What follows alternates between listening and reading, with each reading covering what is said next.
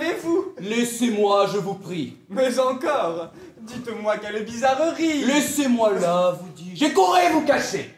Mais on entend les gens au moins sans se fâcher. Moi, je veux me fâcher, et ne veux point entendre. Dans vos brusques chagrins, je ne puis vous comprendre. Et quoi qu'ami, enfin, je suis tout des premiers. Moi, votre ami, rayez cela de vos papiers. J'ai fait jusqu'ici profession de l'être. Mais après ce qu'en vous je viens de voir paraître, je vous déclare net que je ne le suis plus. Et ne veut nulle place en des cœurs corrompus. Je suis donc bien coupable, Alceste, à votre compte. Allez, vous devriez mourir de pure honte. Une telle action ne saurait s'excuser, et tout homme d'honneur s'en doit scandaliser. Je vous vois accabler un homme de caresses, et témoigner pour lui les dernières tendresses. De protestations, d'offres et de serments, vous chargez la fureur de vos embrassements. Et quand je vous demande après, quel est cet homme? À peine pouvez-vous dire comme il se nomme. Votre chaleur pour lui tombe en vous séparant, et vous me le traitez à moi d'indifférent. Morbleu, c'est une chose indigne, lâche, infâme de s'abaisser ainsi jusqu'à trahir son âme. Et si par un malheur j'en avais fait autant, je m'irais, de regret, pendre tout à l'instant. Je ne vois pas pour moi que le cas soit pendable. Et je vous supplierais d'avoir pour agréable que je me fasse un peu grâce sur votre arrêt, et ne me pende pas pour cela, s'il vous plaît. Oh, que la plaisanterie est de mauvaise grâce. Mais sérieusement, que voulez-vous qu'on fasse? Je veux qu'on soit sincère, et qu'en homme d'honneur, on ne lâche aucun mot qui ne vienne du cœur. Lorsqu'un homme vous vient embrasser avec joie, il faut bien le payer de la même monnaie, répondre comme on peut à ses empressements, et rendre offre pour offre et serment pour serment. Non, je ne puis souffrir cette lâche méthode qu'affectent la plupart de vos gens à la mode. Et je ne hais rien, tant que les contorsions de tous ces grands faiseurs de protestations, ces affables donneurs d'embrassades frivoles, ces obligeants diseurs d'inutiles paroles, qui de civilité avec tous font combat, et traitent du même air l'honnête homme et le fat. Quel avantage a-t-on qu'un homme vous caresse, vous jure amitié, foi, zèle, estime, tendresse, et vous fasse de vous un éloge éclatant, lorsqu'au premier faquin il court en faire autant? Non, non, il n'est point d'âme un peu bien située qui veuille d'une estime ainsi prostituée, et la plus glorieuse a des régals peu chers, lorsqu'on voit qu'on nous mêle avec tout l'univers. Sur quelques préférences, une estime se fonde, et ce n'estimer rien qu'estimer tout le monde. Puisque vous y donnez dans ces vices du temps, morbleu, vous n'êtes pas pour être de mes gens. Je refuse d'un cœur la vaste complaisance qui ne fait de mérite aucune différence. Je veux qu'on me distingue. Et pour le trancher net, l'ami du genre humain n'est point du tout mon fait. Mais quand on est du monde, il faut bien que l'on rende quelques dehors civils que l'usage demande. Non, vous dis-je, on devrait châtier sans pitié ce commerce honteux de semblants d'amitié. Il faut que l'on soit homme, et qu'en toute rencontre, le fond de notre cœur, dans nos discours se montre. Que ce soit lui qui parle, et que nos sentiments ne se masquent jamais sous de vains compliments. Il est bien des endroits où la pleine franchise deviendrait ridicule, et serait peu permise. Et parfois, n'en déplaise à votre austère honneur, il est bon de cacher ce qu'on a dans le cœur. Serait-il à propos et de la bienséance de dire à mille gens tout ce que d'eux on pense? Ou quand on a quelqu'un qu'on hait ou qui déplaît, lui doit-on déclarer la chose comme elle est? Oui. Quoi? Vous iriez dire à la vieille Émilie qu'à son âge il sied mal de faire la jolie, et que le blanc qu'elle a scandalise chacun? Sans doute. À Dorilac, qu'il est trop importun, et qu'il n'est à la cour oreille qu'il ne lasse à compter sa bravoure et l'éclat de sa race. Fort bien. Vous moquez. Je ne me moque point. Et je vais n'épargner personne sur ce point. Mes yeux sont trop blessés. Et la cour et la ville ne m'offrent rien qu'objet à m'échauffer la bile. J'entre en une humeur noire, en un chagrin profond, quand je vois vivre entre eux les hommes comme ils font. Je ne trouve partout que lâche flatterie, qu'injustice, intérêt, trahison, fourberie. Je n'y puis plus tenir. J'enrage, et mon dessein est de rompre en visière à tout le genre humain. Ce chagrin philosophe est un peu trop sauvage. Je ris des noirs accès où je vous envisage. Et crois voir en nous de sous-mêmes soins nourris, ces deux frères que pas l'école des maris, dont... Mon Dieu, laissons là vos comparaisons fades. Non, tout de bon, quittez toutes ces incartades. Le monde par vos soins ne se changera pas. Et puisque la franchise a pour vous tant d'appât, je vous dirai tout franc que cette maladie, partout où vous allez, donne la comédie. Et et qu'un si grand courroux contre les mœurs du temps vous tourne en ridicule auprès de bien des gens. Tant mieux, morbleu, tant mieux. Ce m'est un fort bon signe et ma joie en est grande. Tous les hommes sont à tel point odieux que je serais fâché d'être sage à leurs yeux. Vous voulez un grand mal à la nature humaine. Oui, j'ai conçu pour elle une effroyable haine. Tous les pauvres mortels, sans nulle exception, seront enveloppés dans cette aversion. Encore en est-il bien dans le siècle où nous sommes. Non, elle est générale, et je hais tous les hommes. Les uns, parce qu'ils sont méchants et malfaisants. Et les autres, pour être méchants, complaisants, et n'avoir pas pour eux ces haines vigoureuses que doit donner le vice aux âmes vertueuses. De cette complaisance, on voit l'injuste excès pour le franc scélérat avec qui j'ai procès. Au travers de son masque, on voit à plein le traître. Partout il est connu pour tout ce qu'il peut être, et ses roulements d'yeux, et son ton radouci, n'imposent qu'à des gens qui ne sont pas d'ici. On sait que ce pied plat, digne qu'on le confonde par de sales emplois, s'est poussé dans le monde, et que par son sort de splendeur revêtu, fait gronder le mérite et rougir la vertu. Quelque titre honteux quant au lieu on lui donne, son misérable honneur ne voit pour lui personne. Nommez-le fourbe, infâme, et scélérat maudit. Tout le monde en convient, et nul n'y contredit. Cependant, sa grimace est partout bienvenue. On l'accueille, on lui rit, partout il s'insinue. Et s'il est par la brigue un rang à disputer, sur le plus honnête homme on le voit l'emporter. Tête bleue, ce me sont de mortelles blessures de voir qu'avec le vice on garde des mesures. Et il me prend parfois des mouvements soudains de fuir dans un désert l'approche des humains. Mon Dieu! Des mœurs du temps mettons-nous moins en peine, et faisons un peu grâce à la nature humaine. Ne l'examinons point dans la grande rigueur, et voyons ce défaut avec quelque douceur. Il faut parmi le monde une vertu traitable. À force de sagesse, on peut être blâmable. La parfaite raison fuit toute extrémité, et veut que l'on soit sage avec sobriété.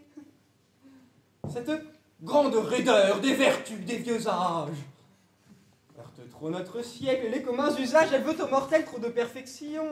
Il faut fléchir au temps sans obstination. C'est une folie à nulle autre seconde de vouloir se mêler, de corriger le monde. Mais J'observe, comme vous, 100 choses tous les jours qui pourraient mieux aller, prenant un autre cours, mais quoi qu'à chaque pas je puisse voir paraître, en courroux comme vous, on ne me voit point être. Je prends tout doucement les hommes comme ils sont, j'accoutume mon âme à souffrir ce qu'ils font, et je crois qu'à la cour, de même qu'à la ville, mon flegme est philosophe, autant que votre bile. Mais ce flegme, monsieur, qui raisonnait si bien, ce flegme pourra-t-il ne s'échauffer de rien? Et s'il faut par hasard qu'un ami vous trahisse, que pour avoir vos biens on dresse un artifice, ou qu'on tâche à semer de méchants bruits de vous, verrez-vous tout cela sans vous mettre en courroux? Oui. Je vois ces défauts dans votre âme murmure comme vices unis à l'humaine nature, et mon esprit enfin n'est pas plus offensé de voir un homme fourbe, injuste, intéressé, que de voir des vautours affamés de carnage, des singes malfaisants et des loups pleins de rage. Je me verrai trahir, mettre en pièces, voler, sans que je sois... Morbleu, je ne veux point parler tant ce raisonnement est plein d'impertinence. La foi, vous ferez bien de garder le silence. Contre votre parti, éclatez un peu moins et donnez au procès une part de vos soins. Je n'en donnerai point, c'est une chose dite. Mais qui voulez-vous donc qui pour vous sollicite? Qui je veux? La raison, mon bon droit, l'équité. Aucun juge par vous ne sera visité. Non. Est-ce que ma cause est injuste ou douteuse? J'en demeure d'accord, mais la brigue est fâcheuse et... Non, j'ai résolu de n'en pas faire un pas. J'ai tort ou j'ai raison? Ne vous y fiez pas. Je ne démordrai point. Votre partie est forte et peut par sa cabale Et entraîner... n'importe! Mais... Soit j'en veux voir le succès. Mais enfin... J'aurai le plaisir de perdre mon procès. Je verrai dans cette plaidoirie si les hommes auront assez d'effronterie, seront assez méchants, scélérats et pervers pour me faire injustice aux yeux de l'univers. Quel homme! Je voudrais, m'en coûta-t-il grand-chose pour la beauté du fait avoir perdu ma cause. On se rirait de vous, Alceste tout de bon, si l'on vous entendait parler de la façon. Tant pis pour qui rirait. Mais cette rectitude, Que vous voulez en tout avec exactitude cette pleine droiture où vous vous renfermez? La trouvez-vous ici dans ce que vous aimez? Je m'étonne, pour moi qu'étant, comme il me semble, vous et le genre humain si fort brouillés ensemble, malgré tout ce qui peut vous le rendre odieux, vous ayez pris chez lui ce qui charme vos yeux. Ce qui me surprend encore davantage, c'est cet étrange choix où votre cœur s'engage. La sincère et liante a du penchant pour vous. La prude Arsinoé vous voit d'un œil fort doux, cependant, à leur vœu, votre âme se refuse, tandis qu'en ces liens, Célimène l'amuse, de qui l'humeur coquette et l'esprit médisant semblent si fort donnés dans les mœurs d'à présent. D'où vient que, leur portant une haine mortelle, vous pouvez bien souffrir ce qu'en tient cette belle. Ne sont-ce plus défauts dans un objet si doux? Ne les voyez-vous pas? Ou les excusez-vous? Non. L'amour que je sens pour cette jeune veuve ne ferme point mes yeux aux défauts qu'on lui trouve. Et je suis, quel quart d'heure qu'elle m'ait pu donner, le premier à les voir, comme à les condamner. Mais, avec tout cela, quoi que je puisse faire, je confesse mon faible. Elle a l'art de me plaire. J'ai beau voir ses défauts, et j'ai beau l'en blâmer, en dépit qu'on en ait, elle se fait aimer. Sa grâce est la plus forte. Et sans doute ma flamme de ses vices du temps pourra purger son âme. Si vous faites cela, vous ne ferez pas peu. Vous croyez être donc aimé d'elle? Oui, parbleu. Je ne l'aimerais pas si je ne croyais l'être. Mais si son amitié pour vous se fait paraître, d'où vient que vos rivaux vous causent de l'ennui? C'est qu'un cœur bien atteint veut qu'on soit tout à lui. Et je ne viens ici qu'à dessein de lui dire tout ce que là-dessus ma passion m'inspire. Pour moi, si je n'avais qu'à former des désirs, sa cousine Éliante aurait tous mes soupirs. Son cœur, qui vous estime, est solide et sincère, et ce choix plus conforme était mieux votre affaire. Il est vrai. Ma raison me le dit chaque jour. Mais la raison n'est pas ce qui règle l'amour. Je crains fort pour vos feux, et l'espoir où vous êtes pourrait... J'ai su là-bas que pour quelques emplettes, Éliante est sortie, et Célimène aussi.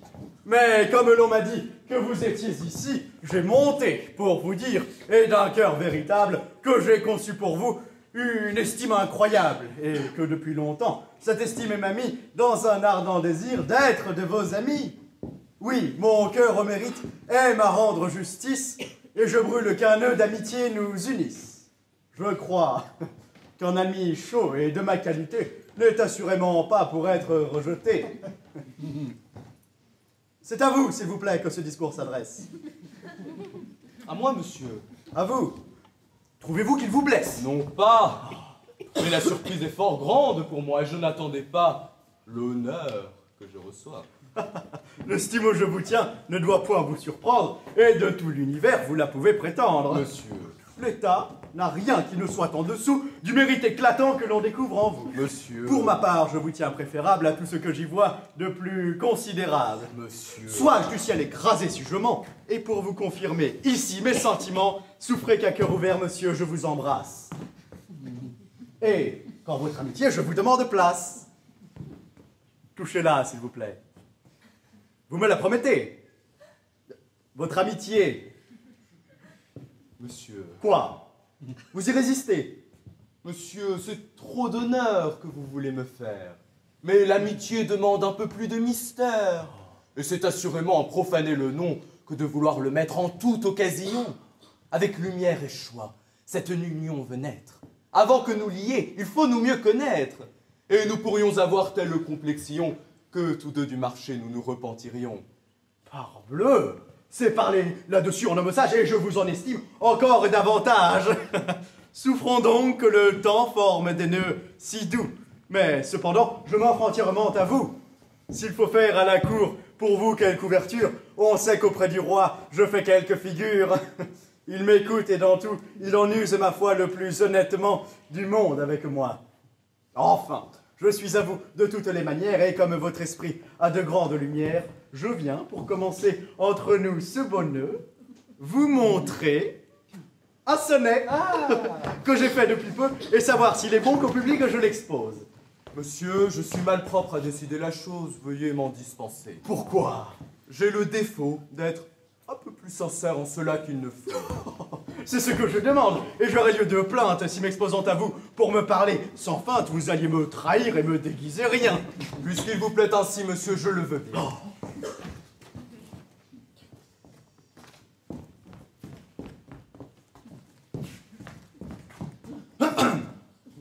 Sonnet. C'est un sonnet. L'espoir est...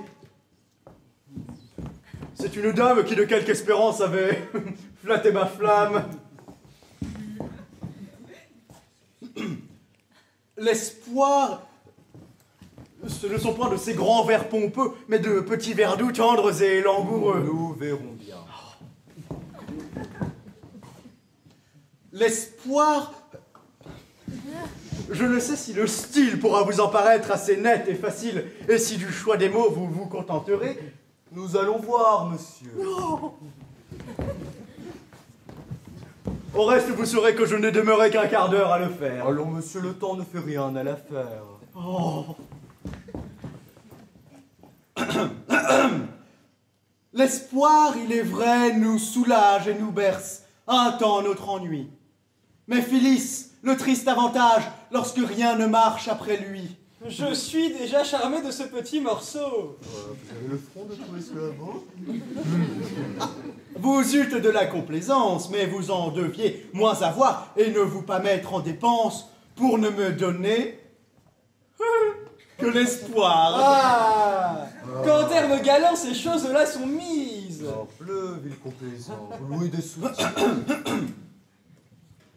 S'il faut qu'une attente éternelle pousse à bout l'ardeur de mon zèle, le trépas sera à mon recours. Vos soins ne m'en peuvent distraire, belle Phyllis. On désespère, alors qu'on espère toujours. La chute en est jolie, amoureuse, admirable. La peste de ta chute, empoisonneur au diable. En as-tu fait une à te casser le nez? Je n'ai jamais eu de vers si bien tourné. Non, vous me flattez et croyez peut-être... Non, je ne flatte point. Et que fais-tu donc, traître? Pour vous, vous savez quel est notre traité. Parlez-moi, je vous prie, avec sincérité.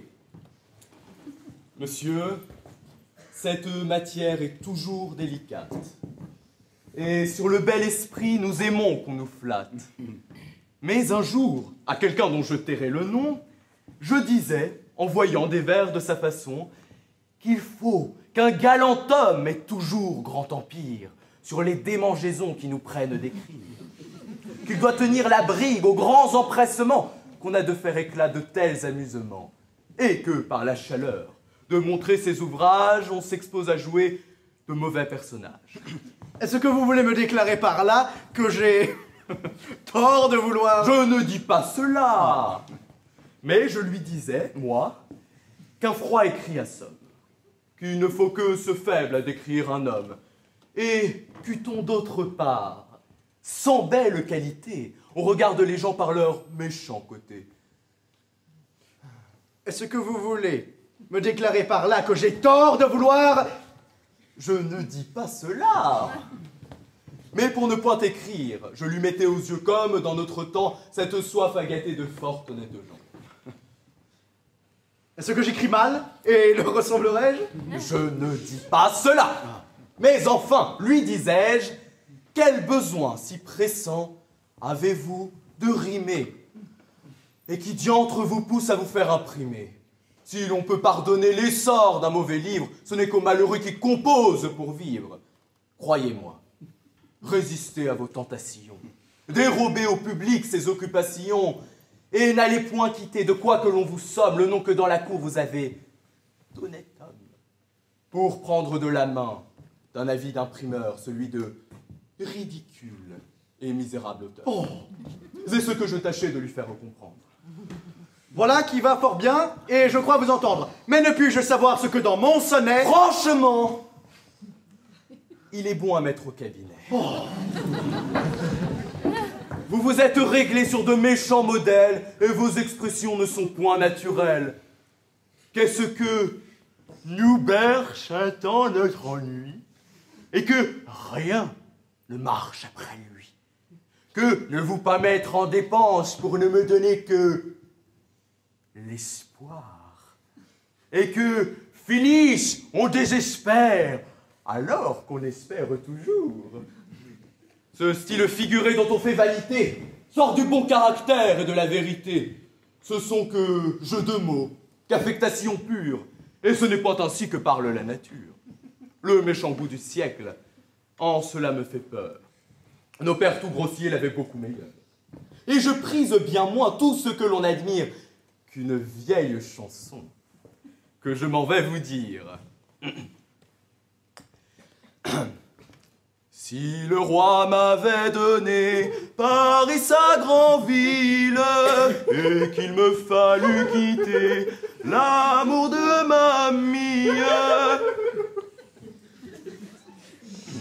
je dirais au roi Henri, reprenez votre Paris. J'aime mieux mamie au guet, j'aime mieux mamie.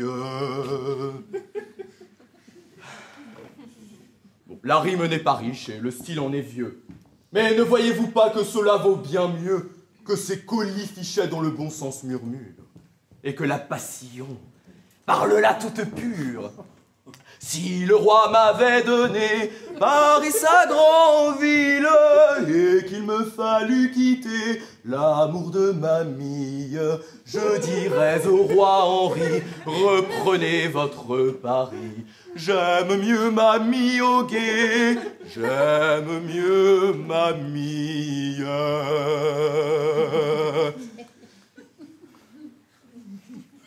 Voilà ce que peut dire un cœur vraiment épris. Oui, monsieur le rieur, malgré vos beaux esprits, j'estime plus cela que la pompe fleurie de tous ces faux brillants, où chacun se recrie. Et moi, je vous soutiens que mes vers sont fort bons. Pour les trouver ainsi, vous avez vos raisons. Mais vous trouverez bon que j'en puisse avoir d'autres qui se dispenseront de se soumettre aux vôtres.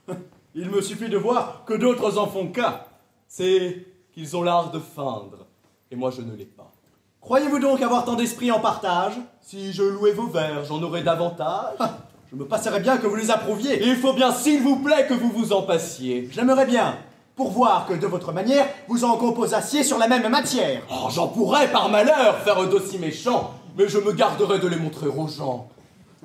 Vous me parlez bien ferme, et c'est suffisant. Autre part que chez moi, cherchez qui vous en sent. Mais mon petit monsieur, prenez-le un peu moins haut. Ma foi, mon grand monsieur, je le prends comme il faut. Messieurs, c'en est trop, laissez cela de grâce. Oh, j'ai tort, je l'avoue, et je quitte la place. Je suis votre valet, monsieur, de tout mon cœur. Et moi, je suis monsieur, votre humble serviteur.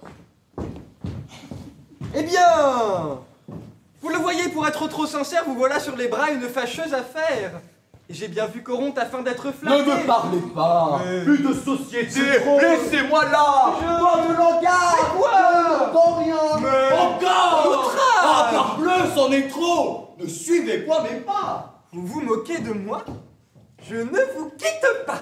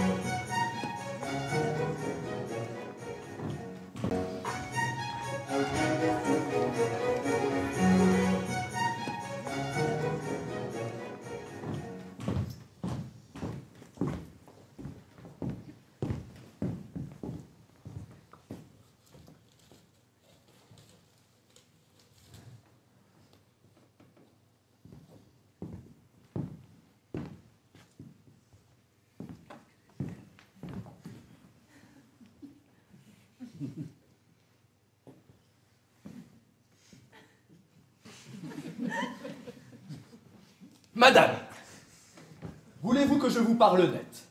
De vos façons d'agir, je suis mal satisfait. Contre elle, dans mon cœur, trop de bile s'assemble et je sens qu'il faudra que nous rompions ensemble. Oui, je vous tromperai de parler autrement. Tôt ou tard, nous romprons, indubitablement. Et je vous promettrai 1000 fois le contraire que je ne serai pas sans pouvoir de le faire. C'est pour me quereller, donc, à ce que je vois que vous avez voulu me ramener chez moi. Je ne querelle point. Mais votre humeur, madame, ouvre au premier venu trop d'accès dans votre âme. Vous avez trop d'amants, qu'on voit vous obséder, et de cela mon cœur ne peut s'accommoder. Des amants que je fais, me rendez-vous coupable? Puis-je empêcher les gens de me trouver aimable?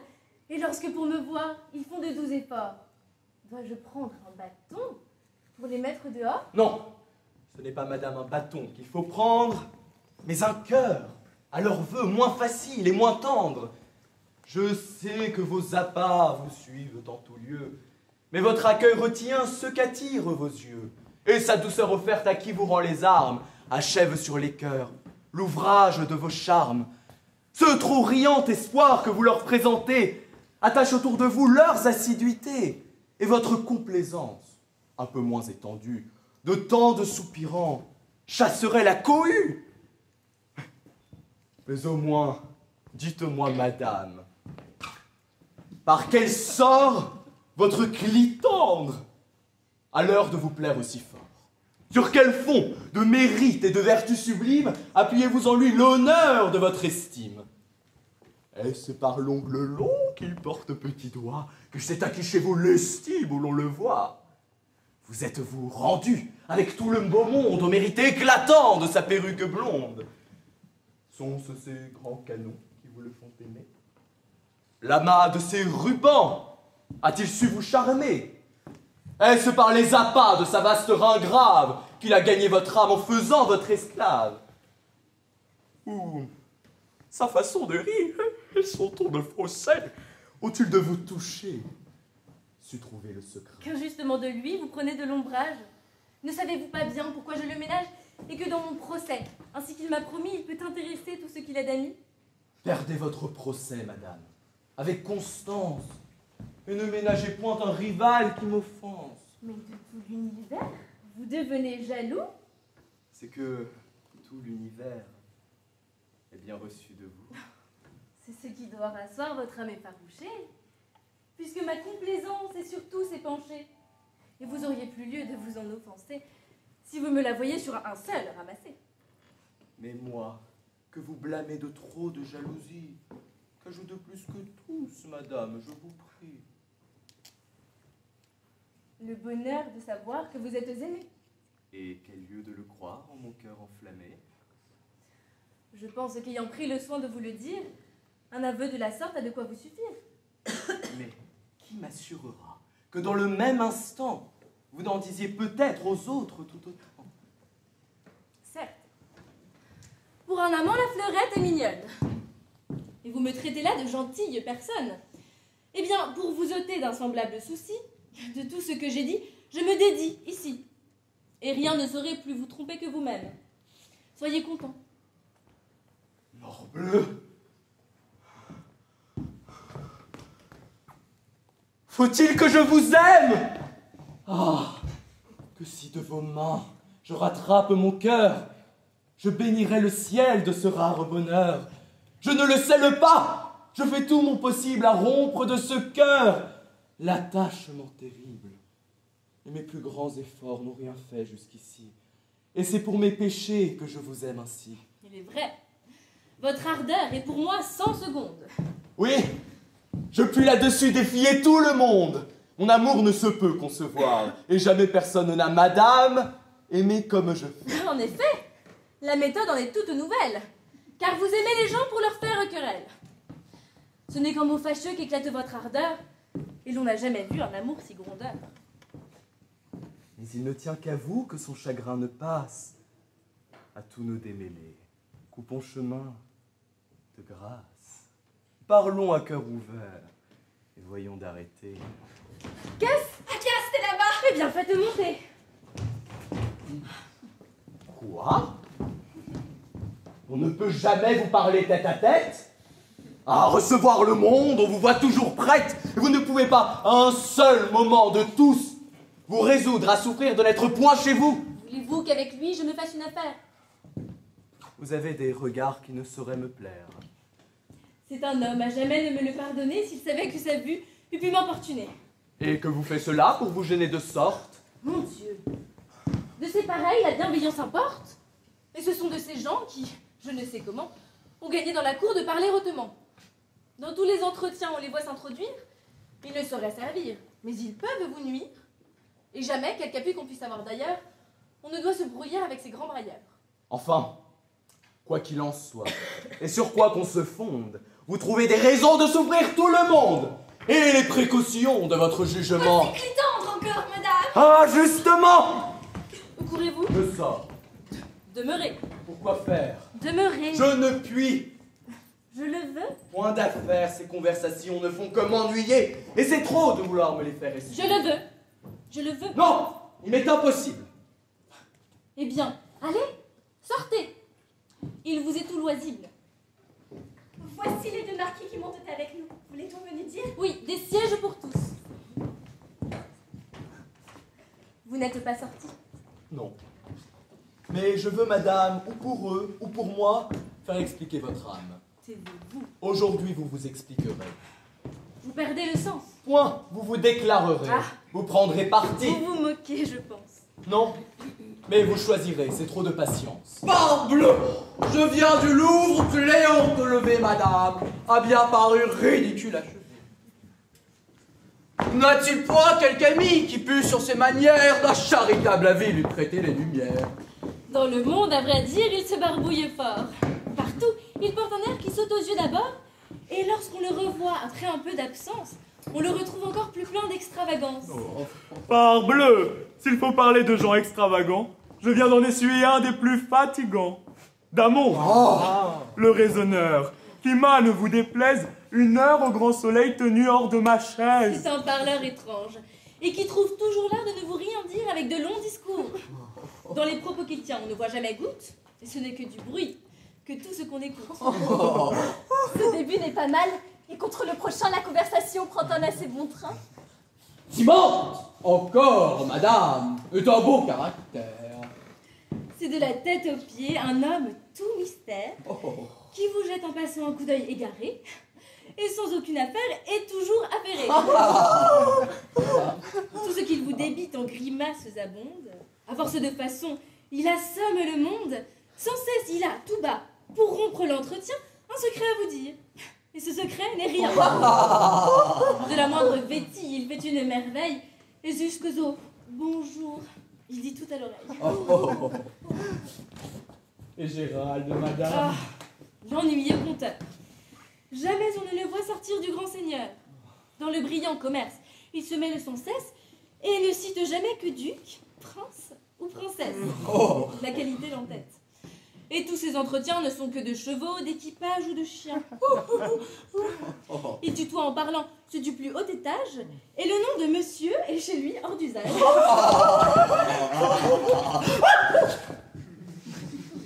On dit qu'avec Bélise, il est du dernier bien. Ah, ce pauvre esprit de femme. Et le sec entretien, lorsqu'elle vient me voir, je souffre le martyre. Il faut suer sans cesse à chercher que lui dire, et la stérilité de son expression fait mourir à tout coup la conversation. En vain, pour attaquer son stupide silence, de tous les lieux communs vous prenez l'assistance. Le beau temps, et la pluie, et le froid et le chaud sont des fonds qu'avec elle on épuise bientôt. Cependant, sa visite assez insupportable traîne en une longueur encore épouvantable, et l'on demande l'heure, et l'on baille 20 fois qu'elle grouille aussi peu qu'une pièce de bois. Que vous semble d'Adraste? Ah, quel orgueil extrême! C'est un homme gonflé de l'amour de soi-même. Son mérite jamais n'est content de la cour. Contre elle, il fait métier de pester chaque jour et l'on ne donne emploi, charge ni bénéfice qu'à tout ce qui se croit on ne fasse injustice. Mais le jeune Cléon, chez qui vont aujourd'hui nos plus honnêtes gens, que dites-vous de lui? Que de son cuisinier, il s'est fait un mérite, et que c'est à sa table à qui l'on rend visite. Il prend soin de servir de mes fins délicats. Oui. Mais je voudrais bien qu'il ne s'y servît pas. C'est un fort méchant plat que sa sotte personne, et qui gâte à mon goût tous les repas qu'il donne. On fait assez de cas de son oncle Dami. Qu'en dites-vous, madame? Il est de mes amis. Je le trouve honnête homme et d'un air assez sage. Oui, mais il veut avoir trop d'esprit, dont j'en râle. Il est guindé sans cesse, et dans tous ses propos, l'on voit qu'il se travaille à dire de bons mots. Depuis que dans la tête, il s'est mis d'être habile, rien ne touche son goût tant il est difficile. Il veut voir des défauts à tout ce qu'on écrit, et pense que louer n'est pas d'un bel esprit. Que c'est être savant, que trouver à redire, qu'il n'appartient qu'aux sots d'admirer et de rire. Et qu'en n'approuvant rien des ouvrages du temps, il se met au-dessus de tous les autres gens. Aux conversations, même, il trouve à reprendre. Ce sont propos trop bas pour y daigner descendre. Et les deux bras croisés, du haut de son esprit, il regarde en pitié tout ce que chacun dit. Dieu me damne, voilà son portrait véritable. Pour bien peindre les gens, vous êtes admirables. Allons ferme, poussez, mes bons amis de cour. Vous n'en épargnez point et chacun à son tour. Cependant, aucun d'eux à vos yeux ne se montre, qu'on ne le voit en hâte aller à sa rencontre, lui présenter la main et d'un baiser flatteur, appuyer les serments d'être son serviteur. Pourquoi s'en prendre à nous? Si ce qu'on dit vous blesse, il faut que le reproche à madame s'adresse. Non, morbleu, c'est à vous et vos ricons plaisantir de son esprit tous ses traits médisants. Son humeur satirique sans cesse nourrie par le coupable encens de votre flatterie. Et son cœur arraillé trouverait moins d'appât s'il avait observé qu'on ne l'applaudit pas. C'est ainsi qu'aux flatteurs, on doit partout se prendre, des vices où l'on voit les humains se répandre. Mais pourquoi pour ces gens un intérêt si grand, vous qui condamneriez ce qu'en d'eux on reprend? Et ne faut-il pas bien que monsieur contredise? À la commune voix veut-on qu'il se réduise et qu'il ne fasse pas éclater en tout lieu l'esprit contrariant qu'il a reçu des cieux? Le sentiment d'autrui n'est jamais pour lui plaire. Il prend toujours en main l'opinion contraire et penserait paraître un homme du commun si l'on voyait qu'il fût de l'avis de quelqu'un. L'honneur de contredire a pour lui tant de charme qu'il prend contre lui-même assez souvent les armes et ses vrais sentiments sont combattus par lui aussitôt qu'il les voit dans la bouche d'autrui. Les rieurs sont pour vous, madame, c'est tout dire. Et vous pouvez pousser contre moi la satire. Mais il est véritable aussi que votre esprit se gendarme toujours contre tout ce qu'on dit, et que par un chagrin que lui-même il avoue, il ne saurait souffrir qu'on blâme ni qu'on loue. C'est que jamais, morbleu, les hommes n'ont raison, que le chagrin contre eux est toujours de saison, et que je vois qu'ils sont, sur toutes les affaires, loueurs impertinents ou censeurs téméraires. Mais Non, madame, non. Quand j'en devrais mourir, vous avez des plaisirs que je ne puis souffrir. Et l'on a tort ici de nourrir dans votre âme ce grand attachement aux défauts qu'on y blâme. Pour moi, je ne sais pas. Mais j'avouerai tout haut que j'ai cru jusqu'ici, madame, sans défaut. De grâce et d'attrait, je vois qu'elle est pourvue. Et les défauts qu'elle a ne frappent point ma vue. Ils frappent tous la mienne. Et loin de m'en cacher, elle sait que j'ai soin de les lui reprocher. Plus on aime quelqu'un, moins il faut qu'on le flatte. À ne rien pardonner, le pur amour éclate. Et je bannirai, moi, tous ces lâches amants que je verrai soumis à tous mes sentiments, et dont à tout propos, les molles complaisances donneraient de l'encens à mes extravagances. enfin, s'il faut qu'à vous s'en rapportent les cœurs, l'on doit, pour bien aimer, renoncer aux douceurs et du parfait amour mettre l'honneur suprême à bien injurier les personnes qu'on aime. L'amour, pour l'ordinaire, est peu fait à ses lois. Et l'on voit les amants vanter toujours leur choix. Jamais leur passion n'y voit rien de blâmable. Et dans l'objet aimé, tout leur devient aimable. Ils comptent les défauts pour des perfections et savent y donner de favorables noms. La pâle est au jasmin en blancheur comparable. La noire à faire peur, une brune adorable. La maigre a de la taille et de la liberté. La grasse est dans son port pleine de majesté. La malpropre sur soi, de peu d'être chargée, est mise sous le nom de beauté négligée. La géante paraît une déesse aux yeux. La naine, un abrégé des merveilles des cieux. L'orgueilleuse a le cœur digne d'une couronne, la fourba de l'esprit, la sotte est toute bonne. La trop grande parleuse est d'agréable humeur, et la muette garde une honnête pudeur. C'est ainsi qu'un amant dont l'ardeur est extrême aime jusqu'au défaut des personnes qu'il aime. Et moi je soutiens, moi. Brisons là ce discours. Et dans la galerie, allons faire de tout. Quoi, vous vous en allez, messieurs? Non pas, madame. La peur de leur départ occupe fort votre âme. Sortez, messieurs, quand vous voudrez, mais j'avertis que je ne sors qu'après que vous serez sortis. À moins de voir madame en être importunée, rien ne m'appelle ailleurs de toute la journée. Moi, pourvu que je puisse être au petit coucher, je n'ai point d'autre affaire où je sois attaché. Rire, je crois. Non, en aucune sorte. Nous verrons si c'est moi que vous voudrez qu'il sorte. Monsieur, un homme est là pour vous parler pour affaire, dit-il qu'on ne peut reculer. Dis-lui que je n'ai point d'affaires si pressées. Il porte une jaquette à grand basse plissée avec du d'or dessus. Allez voir ce que c'est. Ou bien en fait de monter.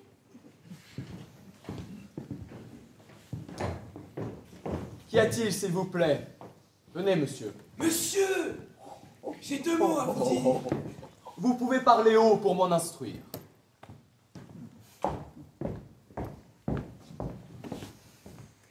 Monsieur les maréchaux dont j'ai commandement vous mandent de venir les trouver promptement, monsieur. Moi, monsieur. Vous-même. Et pourquoi faire? C'est de Oronte et de vous la ridicule affaire. Comment? Oronte et lui se sont tantôt bravés sur certains petits vers qu'il n'a pas approuvés. Et l'on veut assouplir la chose en sa naissance. Moi, je n'aurai jamais de lâche complaisance. Mais il faut suivre l'ordre. Allons, disposez-vous. Quel accommodement veut-on faire entre nous? La voix de ces messieurs me condamnera-t-elle à trouver bon les vers qui font notre querelle? Je ne me dédie point de ce que j'ai dit. Je les trouve méchants. Mais d'un plus doux esprit. Je n'en démordrai point, les vers sont exécrables. Vous devez faire revoir des sentiments traitables. Allons, venez. J'irai. Mais rien n'aura pouvoir de me faire dédire. Allons vous faire revoir. Or qu'un commandement exprès du roi me vienne de trouver bon les vers dont on se met en peine. Je soutiendrai toujours, morbleu, qu'ils sont mauvais et qu'un homme est pendable après les avoir faits. Par la sang-bleu, je ne croyais pas être aussi plaisant que je suis. Allez vite, paraître où vous devez. J'y vais, et sur mes pas, je reviens en ce lieu pour vider nos débats.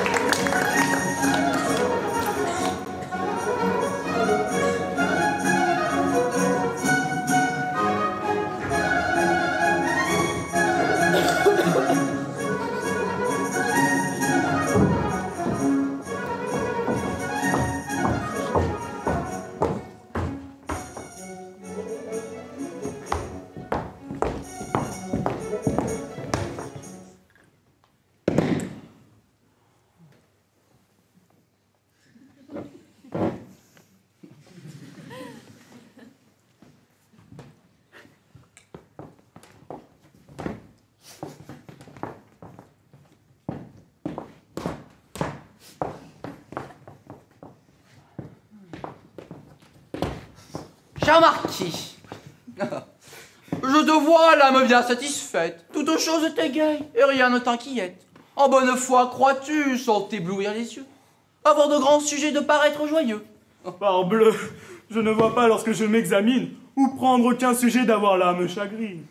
J'ai du bien, je suis jeune et sors d'une maison qui se peut dire noble, avec quelques raisons. Et je crois, par le rang que me donne ma race, qu'il est fort peu d'emplois dont je ne sois en passe. Pour le cœur, dont surtout nous devons faire cas, on sait sans vanité que je ne manque pas. Et l'on m'a vu pousser dans le monde une affaire d'une assez vigoureuse et gaillarde manière. Pour de l'esprit, j'en ai sans doute, et du bon goût. À juger sans étude et raisonner de tout. À faire aux nouveautés dont je suis idolâtre, figure de savant sur les bancs du théâtre. Y décider en chef et faire du fracas à tous les beaux endroits qui méritent des... Je suis assez adroit, j'ai bon air, bonne mine, les dents belles surtout, et la taille fort fine. Quant à se mettre bien, je crois sans me flatter qu'on serait malvenu de me le disputer. Je me vois dans l'estime, autant qu'on y puisse être, fort aimé du beau sexe, et bien auprès du maître. Je crois qu'avec cela, mon cher marquis, je crois qu'on peut par tout pays être content de soi.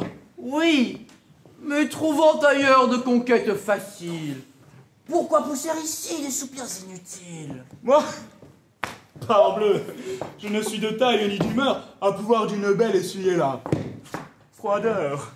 C'est aux gens mal tournés, aux mérites vulgaires, à brûler constamment pour des beautés sévères, à languir à leurs pieds et souffrir leur rigueur, à chercher le secours des soupirs et des pleurs, et tâcher, par des soins d'une très longue suite, d'obtenir ce qu'on nie à leur peu de mérite. Mais les gens de mon air, marquis, ne sont pas faits pour aimer à crédit et faire tous les frais. Quelque rare que soit le mérite des belles, je pense, Dieu merci, qu'on vaut son prix. Comme elle, que pour se faire honneur d'un cœur comme le mien, ce n'est pas la raison qu'il ne leur coûte rien. Et qu'au moins, à tout mettre en de justes balances, il faut qu'à frais communs se fassent les avances. Ah, tu penses donc, marquis, être fort bien ici. J'ai quelques lieux marqués de le penser ainsi. Crois-moi, détache-toi de cette erreur extrême. Tu te flattes, mon cher, et t'aveugles toi-même. Il est vrai! Je me flatte et m'aveugle, en effet! Mais qui te fait juger ton bonheur si parfait? Je me flatte! Sur quoi fonder tes conjectures? Je m'aveugle! En as-tu des preuves qui soient sûres? Je m'abuse, te dis-je! Est-ce que de ces vœux, Célimène t'a fait quelques secrets aveux? Non! Je suis maltraité! Réponds-moi, je te prie! Je n'ai que des rebuts. Laissons la raillerie et me dis quel espoir on peut t'abandonner. Je suis le misérable, et toi le fortuné. On a pour ma personne une aversion grande, et quelqu'un de ces jours, il faut que je me pende. Oh ça! Oh ça! Veux-tu, marquis, pour ajuster nos vœux, que nous tombions d'accord d'une chose tous deux? Que qui pourra montrer une marque certaine d'avoir meilleure part au cœur de Célimène? L'autre, ici, fera place au vainqueur prétendu et le délivrera d'un rival assidu. Ah, parbleu, tu me plais avec un tel langage. Et du bon de mon cœur, à cela je m'engage.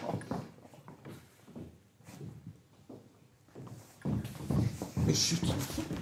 Oh, Encore ici? oh, l'amour tient nos pas. Je viens d'ouïr rentrer un carrosse là-bas. Savez-vous qui c'est? Non. Merci Noé, madame, on monte ici pour vous voir. Que me veut cette femme? Eliante là-bas est à l'entretenir. De quoi s'avise-t-elle? Et qui l'a fait venir? Pour prude consommer en tout lieu elle passe, et l'ardeur de son Oui, zèle. oui. Franche grimace. Dans l'âme, elle est du monde, et ses soins tentent tout pour accrocher quelqu'un, sans en venir à bout. Elle ne saurait voir qu'avec un œil d'envie les amants déclarés dont une autre est suivie, et son triste mérite, abandonné de tous contre le siècle aveugle, est toujours en courroux. Elle tâche à couvrir d'un faux voile de prude ce que chez elle on voit d'affreuse solitude, et pour sauver l'honneur de ses faibles appâts, elle attache du crime au pouvoir qu'ils n'ont pas. Cependant, un amant plairait fort à la dame, et même pour Alceste, à la tendresse d'amour. Ce qu'il me rend de soin outrage ses attraits. Elle veut que ce soit un vol que je lui fais. Et son jaloux dépit qu'avec peine elle le cache, en tous endroits, sous main, contre moi se détache. Enfin, je n'ai rien vu de si sot à mon gré. Elle est impertinente au suprême degré. Elle en ressort en ce que la peine. Madame, sans mentir, j'étais de vous en peine. Je viens pour quelque avis que j'ai cru vous devoir. Ah, mon Dieu, que je suis contente de vous voir. Leur départ ne pouvait plus à propos se faire. Voulons-nous nous asseoir? Il n'est pas nécessaire, madame. L'amitié doit surtout éclater aux choses qui le plus nous peuvent importer. Et comme il n'en est point de plus grande importance que celle de l'honneur et de la bienséance, je viens par un avis qui touche votre honneur témoigner l'amitié que pour vous a mon cœur. Hier, j'étais chez des gens d'une vertu singulière, où sur vous du discours on tourna la matière. Et là, votre conduite, avec ses grands éclats, madame, eut le malheur qu'on ne la loua pas. Cette foule de gens dont vous souffrez visite, votre galanterie et les bruits qu'elle excite, trouvèrent des censeurs plus qu'il n'aurait fallu, et bien plus rigoureux que je n'eusse voulu. Vous pouvez bien penser quel parti je suis prendre. Je fis ce que je pus pour vous pouvoir défendre. Je vous excusais fort sur votre intention et voulus de votre âme être la caution, mais vous savez qu'il est des choses dans la vie qu'on ne peut excuser, quoi qu'on en ait envie. Et je me vis contraint à demeurer d'accord que l'air dont vous viviez vous faisait un peu tort, qu'il prenait dans le monde une méchante face qu'il n'est conte fâcheux que partout on en passe, et que si vous vouliez, tous vos déportements pourraient moins donner prise au mauvais jugement. Non que j'y crois, au fond, l'honnêteté blessée me préserve le ciel d'en avoir la pensée. Mais aux ombres du crime, on prête aisément foi, et ce n'est pas assez de bien vivre pour soi. Madame, je vous crois l'âme trop raisonnable pour ne pas prendre bien cet avis profitable et de ne l'attribuer qu'au mouvement secret d'un zèle qui m'attache à tous vos intérêts. Madame, j'ai beaucoup de grâces à vous rendre. Un tel avis m'oblige, et loin de le mal prendre, j'en prétends reconnaître, à l'instant, la faveur par un avis aussi qui touche votre honneur. Et comme je vous vois vous montrer mon ami, en m'apprenant les bruits que de moi l'on publie, je veux suivre, à mon tour, un exemple si doux, en vous avertissant de ce qu'on dit de vous. En un lieu, l'autre jour où je faisais visite, je trouvais quelques gens d'un très rare mérite, qui, parlant des vrais soins d'une âme qui vit bien, fit retomber sur vous, madame, l'entretien. Là, votre pruderie et vos éclats de zèle ne furent pas cités comme un fort bon modèle. Cette affectation d'un grave extérieur, vos discours éternels, de sagesse et d'honneur, vos mines et vos cris aux ombres d'indécence, que d'un mot ambigu peut avoir l'innocence, cette hauteur d'estime où vous êtes de vous, et ces yeux de pitié que vous jetez sur tout, vos fréquentes leçons et vos aigres censures sur des choses qui sont innocentes et pures. Tout cela, si je puis vous parler franchement, madame, fut blâmé d'un commun sentiment. À quoi bon, disait-il, cette mine modeste, et ce sage dehors que dément tout le reste? Elle est à bien prier exact au dernier point, mais elle bat ses gens, et ne les paye point. Dans tous les lieux dévots, elle est à leur grand zèle, mais elle met du blanc, et veut paraître belle. Elle fait des tableaux couvrir les nudités, mais elle a de l'amour pour les réalités. Pour moi, contre chacun, je prie votre défense et leur assurai fort que c'était médisance. Mais tous les sentiments combattirent le mien, et leur conclusion fut que vous feriez bien de prendre moins de soin des actions des autres, et de vous mettre un peu plus en peine des vôtres, qu'on doit se regarder soi-même un fort longtemps avant que de songer à condamner les gens, qu'il faut mettre le poids d'une vie exemplaire dans les corrections que d'autres on veut faire, et qu'encore vaut-il mieux s'en remettre aux besoins, à ceux à qui le ciel en a commis le soin. Madame, je vous crois aussi l'âme trop raisonnable pour ne pas prendre bien cet avis profitable, et pour l'attribuer qu'au mouvement secret d'un zèle qui m'attache à tous vos intérêts. À quoi qu'en reprenant, on soit assujetti, je ne m'attendais pas à cette répartie. Madame, je vois bien, parce qu'elle a d'aigreur, que mon sincère avis vous a blessé au cœur. Au contraire. Et si l'on était sage, ces avis mutuels seraient mis en usage. On détruirait par là, traitant de bonne foi, ce grand aveuglement où chacun est pour soi. Il ne tiendra qu'à vous qu'avec le même zèle, nous ne continuions cet office fidèle et ne prenions grand soin de nous dire entre nous ce que nous entendrons, vous de moi de vous. Mais de vous, je ne puis rien entendre. C'est en moi que l'on peut trouver forte à reprendre. Madame, on peut, je crois, louer et blâmer tout. Et chacun a raison, suivant l'âge ou le goût. Il est une saison pour la galanterie. Il en est une aussi propre à la pruderie. On peut, par politique, en prendre le parti lorsque de nos jeunes ans, l'éclat est amorti. Cela sert à couvrir de fâcheuses disgrâces. Je ne dis pas qu'un jour, je ne suive vos traces. L'âge amènera tout. Et ce n'est pas le temps, madame, comme on sait, d'être prude à 20 ans. Certes, vous vous targuez d'un bien faible avantage et vous faites sonner terriblement votre âge. Ce que de plus que vous on en pourrait avoir n'est pas un si grand cas pour s'en temps prévaloir. Et je ne comprends pas, madame, pourquoi votre âme ainsi s'emporte à me pousser de cette étrange sorte. Et moi, je ne sais pas, madame, aussi pourquoi. L'on vous voit en tout lieu vous déchaîner sur moi. Faut-il de vos chagrins sans cesse à m'en vous prendre? Et puis je mets des soins qu'on ne va pas vous rendre? Si ma personne aux gens inspire de l'amour, et si l'on continue à m'offrir chaque jour des vœux que votre cœur peut souhaiter qu'on m'ôte, je n'y saurais que faire. Et ce n'est pas ma faute. Vous avez le champ libre, et je n'empêche pas que pour les attirer, vous n'ayez des appâts.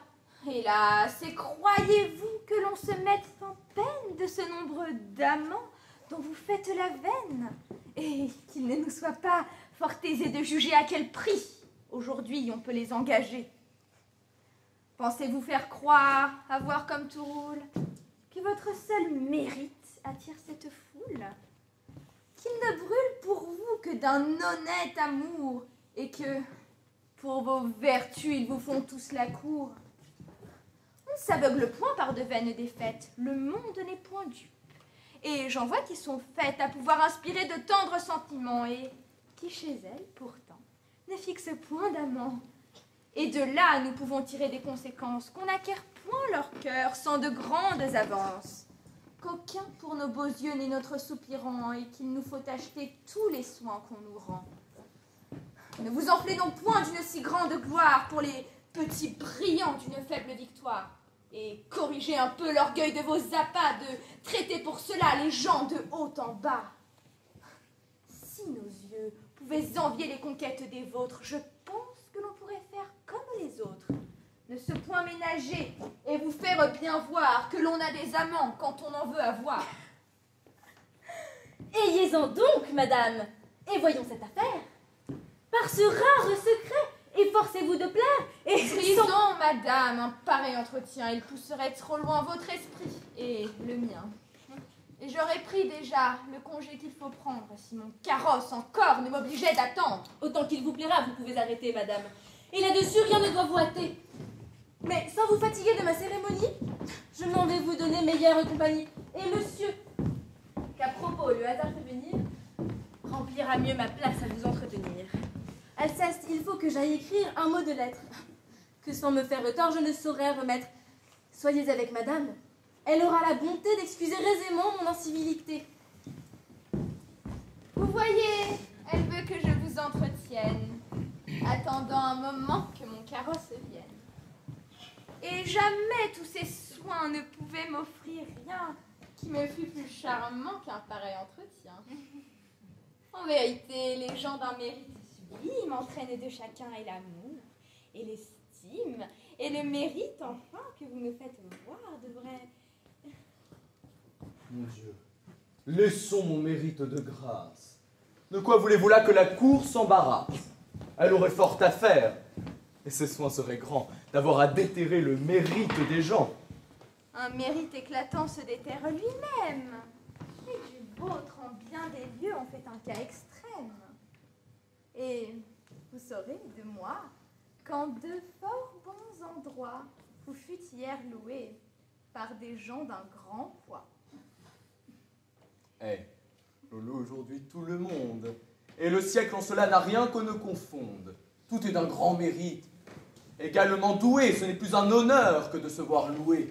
Des loges on regorge, à la tête on les jette, et mon valet de chambre est mis dans la gazette. Pour moi, je voudrais bien que, pour vous montrer mieux une charge à la cour, vous puissiez frapper les yeux. Pour peu que d'y songer, vous nous fassiez les mines, on pourrait, pour vous servir, remuer des machines. Et j'ai des gens en main que j'emploierai pour vous et qui vous feront à tout un chemin assez doux. Et que voudriez-vous, madame, que j'y fisse? L'humeur dont je me sens veut que je m'en bannisse. Le ciel ne m'a point fait en me donnant le jour une âme compatible avec l'air de la cour. Je ne me trouve point les vertus nécessaires pour y bien réussir et faire mes affaires, être franc et sincère à mon plus grand talent. Je ne sais point jouer les hommes en parlant. Et qui n'a pas le don de cacher ce qu'il pense, doit faire en ce pays fort peu de résidence. Hors de la cour, sans doute, on n'a pas cet appui et ces titres d'honneur qu'elle donne aujourd'hui. Mais on n'a pas aussi, perdant ses avantages, le chagrin de jouer de fort sots personnages. On n'a point à souffrir 1000 rebuts cruels On n'a point à louer les vers de messieurs tels, à donner de l'encens à madame une telle, et de nos francs marquis essuyer la cervelle. Laissons, puisqu'il vous plaît, ce chapitre de cour, mais il faut que mon cœur vous plaigne en votre amour. Et pour vous découvrir là-dessus ma pensée, je souhaiterais fort vos ardeurs mieux placées. Vous méritez sans doute un sort beaucoup plus doux, et celle qui vous charme est indigne de vous. Mais en disant cela, songez-vous, je vous prie, que cette personne est madame votre amie. Oui, mais ma conscience est blessée, en effet, de souffrir plus longtemps le tort que l'on vous fait. L'état où je vous vois afflige trop mon âme, et je vous donne en avis qu'on trahit votre flamme. C'est me montrer, madame, un tendre mouvement, et de pareils avis obligent un amant. Oui, toute mon amie est laide, et je la nomme indigne d'asservir le cœur d'un galant homme. Et le sien n'a pour vous que de feintes douceurs. Cela se peut, madame. On ne voit pas les cœurs. Mais votre charité, ce serait bien passé de jeter dans le mien une telle pensée. Si vous ne voulez pas être désabusé, il ne vous faut rien dire. Il est assez aisé. Non, mais sur ce sujet, quoi que l'on nous expose, les doutes sont fâcheux plus que toute autre chose. Et je voudrais pour moi qu'on ne me fît savoir que ce qu'avec clarté l'on peut me faire voir. Eh bien, c'est assez dit. Et sur cette matière, vous allez recevoir une pleine lumière. Oui, je veux que de tout vos yeux vous fassent foi. Donnez-moi seulement la main jusque chez moi. Là, je vous ferai voir une preuve fidèle de l'infidélité du cœur de votre belle. Et si pour d'autres yeux le vôtre peut brûler, on saura vous offrir de quoi vous consoler.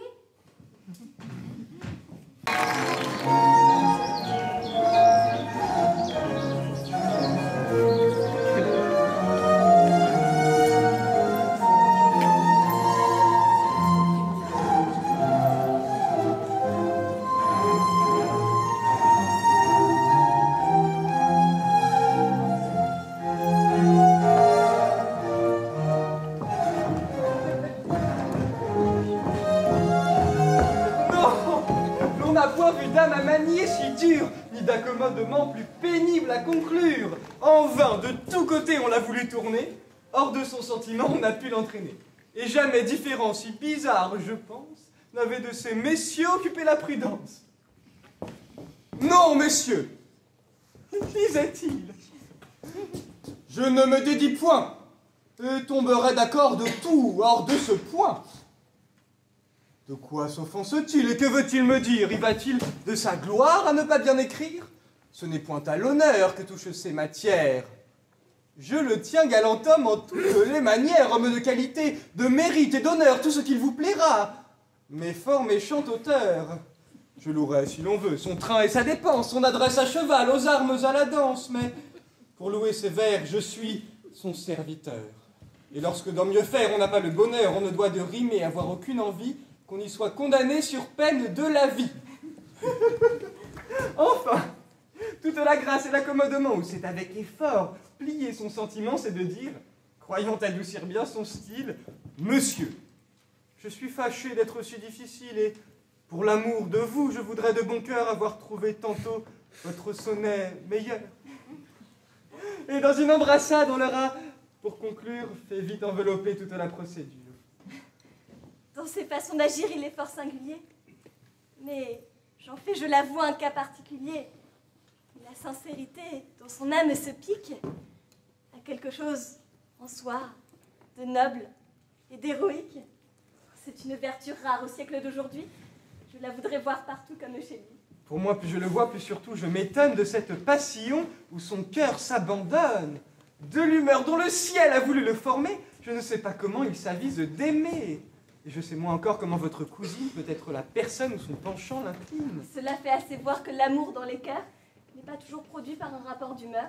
Et toutes ces raisons de douce sympathie, dans cet exemple-ci se trouve le démenti. Mais croyez-vous qu'on l'aime aux choses qu'on peut voir? C'est un point qu'il n'est pas fort aisé de savoir. Comment pouvoir juger s'il est vrai qu'elle l'aime? Son cœur, de ce qu'il sent, n'est pas bien sûr lui-même. Il aime quelquefois sans qu'il le sache bien, et croit aimer aussi parfois qu'il n'en est rien.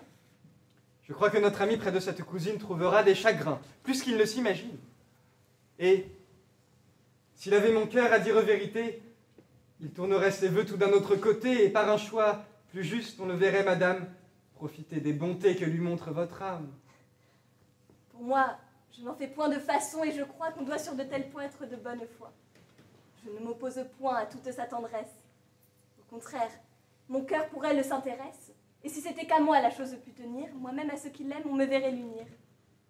Mais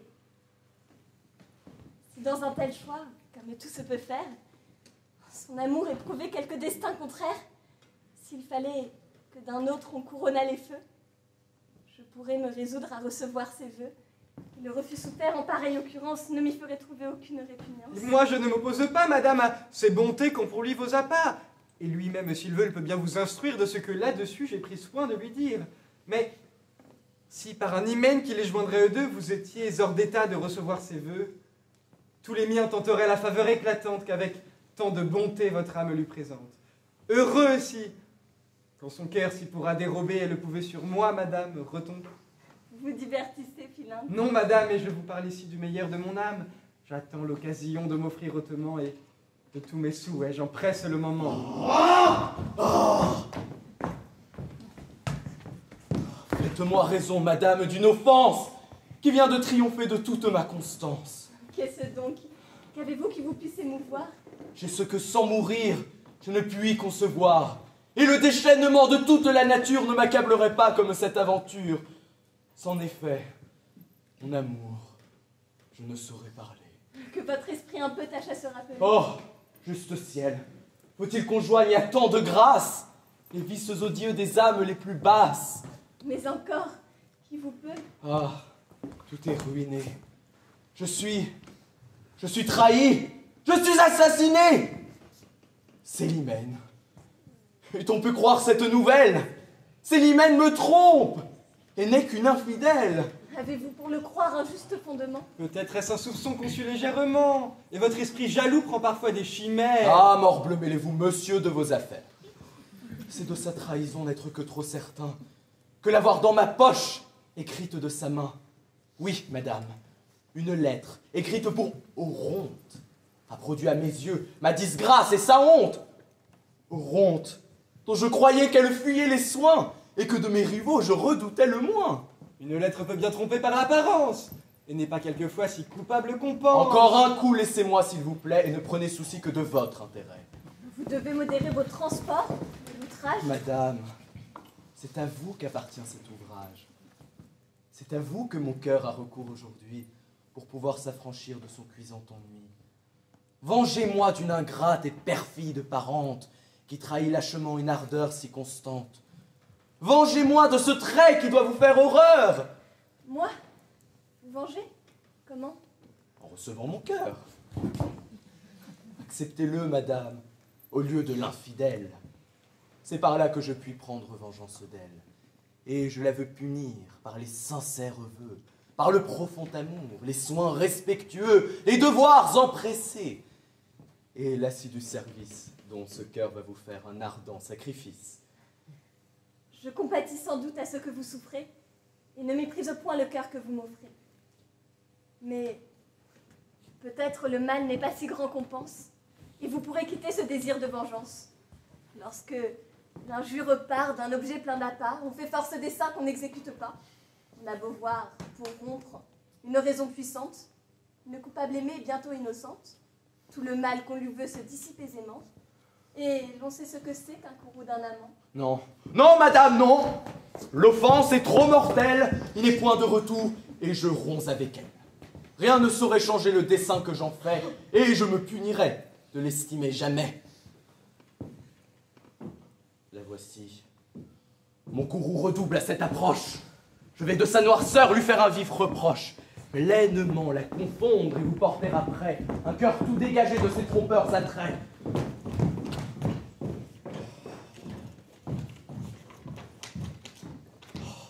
ciel de mes transports. Puis-je être ici le maître?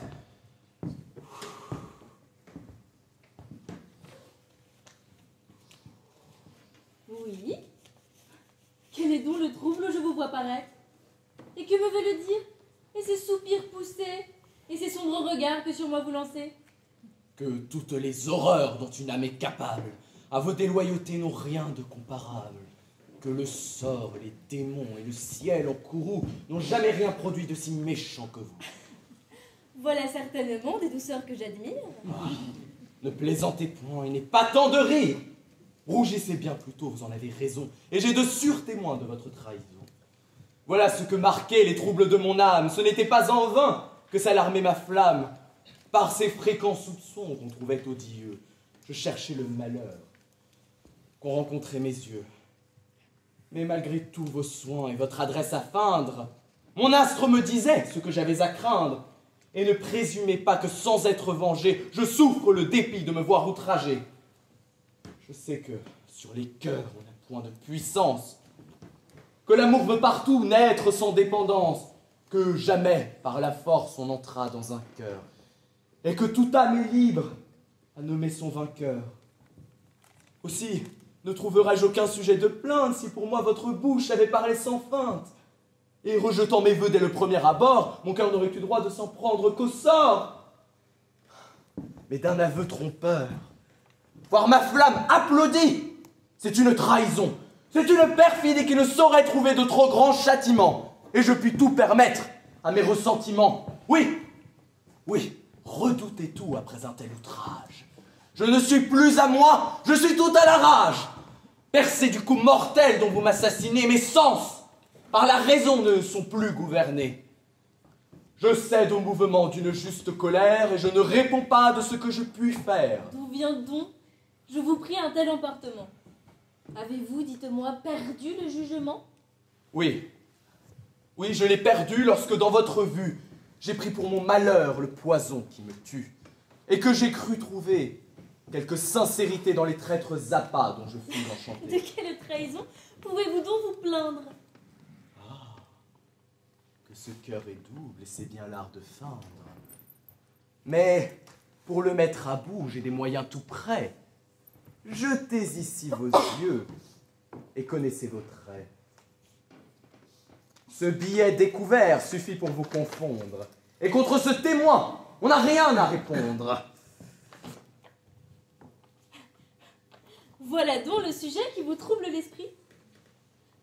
Vous ne rougissez pas en voyant cet écrit? Et par quelle raison faut-il que j'en rougisse? Quoi? Vous joignez ici l'audace à l'artifice? Le désavouerez-vous pour n'avoir point de sein? Pourquoi désavouer un billet de maman? Quoi? Vous pouvez le voir, sans demeurer confuse, du crime dont vers moi son style vous accuse.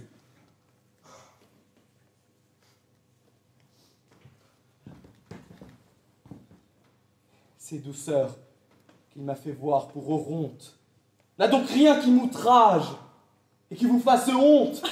Oronte? Qui vous dit que la lettre est pour lui? Les gens qui, dans mes mains, l'ont remise aujourd'hui. Mais je veux consentir qu'elle le soit pour un autre. Mon cœur en a-t-il moins à se plaindre du vôtre? En serez-vous envers moi moins coupable, en effet? Mais si c'est une femme à qui va ce billet, en quoi vous blesse-t-il? Et qu'a-t-il de coupable? Ah, le détour est bon, et l'excuse admirable.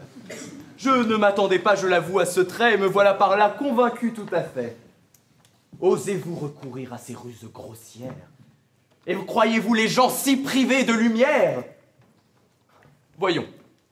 Voyons un peu par quel biais, de quel air vous voudrez soutenir un mensonge si clair, et comment vous pourrez tourner pour une femme tous les mots d'un billet qui montre tant de flammes, ajustés pour couvrir un manquement de foi, ce que je m'en vais lire. Il ne me plaît pas, moi. Je vous trouve plaisant d'user d'un tel empire et de me dire au nez ce que vous m'osez dire. Non, non, sans s'emporter, prenez un peu souci de me justifier les termes que voici. Non, je n'en veux rien faire. Et dans cette occurrence, tout ce que vous croirez m'est de peu d'importance. De grâce, montrez-moi. J'en serais satisfait qu'on peut pour une femme expliquer ce billet. Non, il est pour Oronte, et je veux qu'on le croie. Je reçois tous ses soins avec beaucoup de joie. J'admire ce qu'il dit, j'estime ce qu'il est, et je tombe d'accord de tout ce qu'il vous plaît. Faites, prenez parti, que rien ne vous arrête, et ne me rompez pas davantage la tête. Ciel, rien de plus cruel peut-il être inventé? Et jamais cœur fut-il de la sorte traité? Quoi? D'un juste courroux je suis ému contre elle. C'est moi qui me viens plaindre, et c'est moi qu'on querelle. On pousse ma douleur et mes soupçons à bout. On me laisse tout croire, on fait gloire de tout. Et cependant mon cœur est encore assez lâche pour ne pouvoir briser la chaîne qui l'attache, et pour ne pas s'armer d'un généreux mépris contre l'ingrat objet dont il est trop épris. Défendez-vous au moins d'un crime qui m'accable, et cessez d'affecter d'être envers moi coupable. Rendez-moi s'il se peut ce billet innocent, à vous prêter les mains, ma tendresse consent. Efforcez-vous ici de paraître fidèle, et je m'efforcerai, moi, de vous croire tel. Allez, vous êtes fou, dans vos transports jaloux, et ne méritez pas l'amour qu'on a pour vous. Je voudrais bien savoir qui pourrait me contraindre à descendre pour vous aux bassesses de feindre. Et pourquoi, si mon cœur penchait de l'autre côté, je ne le dirais pas avec sincérité? Allez, de tels soupçons méritent ma colère, et vous ne valez pas que l'on vous considère. Je suis sotte, et veux mal à ma simplicité de conserver encore pour vous quelques bontés. Je devrais, autre part, attacher mon estime, et vous faire un sujet de plainte légitime. Ah, traîtresse, mon faible est étrange pour vous. Vous me trompez sans doute avec des mots si doux. Mais il n'importe, il faut suivre ma destinée. À votre foi, mon âme est tout abandonnée. Je veux voir jusqu'au bout quel sera votre cœur, et si de me trahir il aura la noirceur. Non, vous ne m'aimez point comme il faut que l'on aime. Ah, rien n'est comparable à mon amour extrême. Et dans l'ardeur qu'il a de se montrer à tous, il va jusqu'à former des souhaits contre vous. Oui, je voudrais qu'aucun ne vous trouvât aimable, que le ciel en naissant ne vous eût donné rien, que vous n'eussiez ni rang, ni naissance, ni bien, afin que de mon cœur l'éclatant sacrifice eût pu d'un pareil sort réparer l'injustice, et que j'eusse la joie et la gloire en ce jour de vous voir tenir tout des mains de mon amour. C'est me vouloir du bien d'une étrange manière. Me préserve le ciel que vous ayez matière. Voici monsieur Dubois. Des amants figurés. Que veut cet équipage et cet air effaré? Qu'as-tu? Monsieur, Eh bien, voici bien des mystères. qu'est-ce? Nous sommes mal, monsieur, dans nos affaires. Quoi? Parlerai-je haut? Oui, parlez promptement. N'y a-t-il point là quelqu'un? Que d'amusement veux-tu parler? Monsieur, il faut faire retraite. Comment? Il faut d'ici déloger sans trompette. Oh, et pourquoi? Je vous dis qu'il faut quitter ce lieu. La cause! Il faut partir, monsieur, sans dire adieu. Et par quelle raison me tiens-tu ce langage? Par la raison, monsieur, qu'il faut plier bagage. Ah, je te casserai la tête assurément si tu ne veux pas t'expliquer autrement. Monsieur, un homme noir et d'habit et de mine est venu nous laisser jusque dans la cuisine un papier griffonné d'une telle façon qu'il faudrait pour le lire être pis que démon. C'est de votre procès, je n'en fais aucun doute. Mais le diable d'enfer, je crois, n'y verrait goutte. Eh bien, quoi? Ce papier qu'a-t-il à démêler traître après le départ dont tu viens me parler? C'est pour vous dire ici, monsieur, qu'une heure ensuite, un homme qui souvent vous vient rendre visite est venu vous chercher avec empressement et ne vous trouvant pas m'a chargé doucement, sachant que je vous sers avec beaucoup de zèle, de vous dire...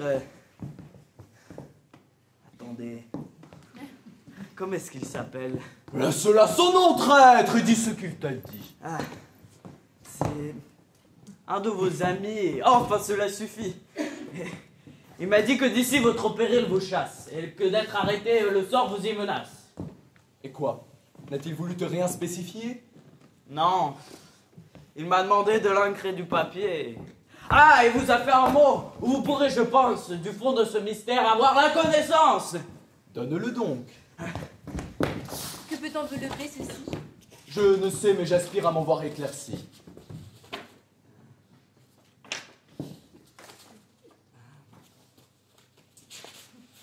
En auras-tu bientôt fait, impertinent au diable? Ma foi. Je l'ai, monsieur. Laissez sur votre table. Oh, je ne sais qui me tient. Ne vous emportez pas. Et courez démêler en pareil embarras. On dirait que le sort, quelque soin que je prenne, est juré d'empêcher que je vous entretienne. Mais, pour en triompher, souffrez à mon amour de vous revoir ici, avant la fin du jour.